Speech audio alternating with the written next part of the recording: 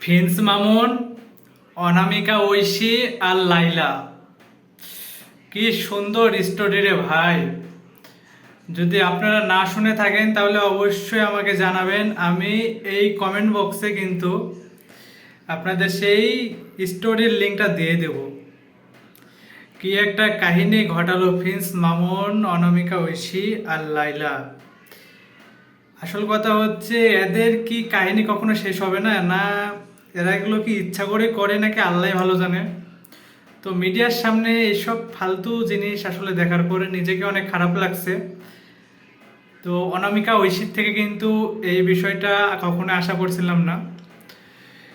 আর অনামিকা, Prince Mamun আর লাইলা, এদের তো আসলে আগ থেকেই এরকম একটা খারাপ একটা অভ্যেস। আসলে বিষয়টা দেখার পরে আমার নিজেকেই অনেক খারাপ লাগছে যে এই গোপন তথ্যগুলো লাইলা যদি ফোনটা প্রিন্স মামুনের না কেড়ে নিত তাহলে কিন্তু আপনারা কিন্তু কখনো এই রহস্যগুলো জানতে পারতেন না। আসলে এটা কি সত্যি নাকি এরা সবাই মিলে ট্রেন্ডিংয়ে আসার জন্য এই চালগুলো চালছে?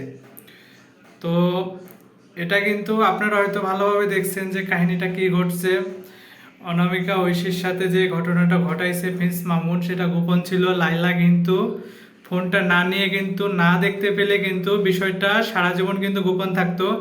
আর এটাই কিন্তু লাইলা জনগণের সামনে কিন্তু সেই ভিডিওগুলো, ফুটেজগুলো, সেই ইমেজগুলো কিন্তু ফাঁস করছে। তো আপনারা কি প্রিন্স মামুনের পক্ষে নাকি লাইলার পক্ষে নাকি অনামিকা ঐশীর পক্ষে?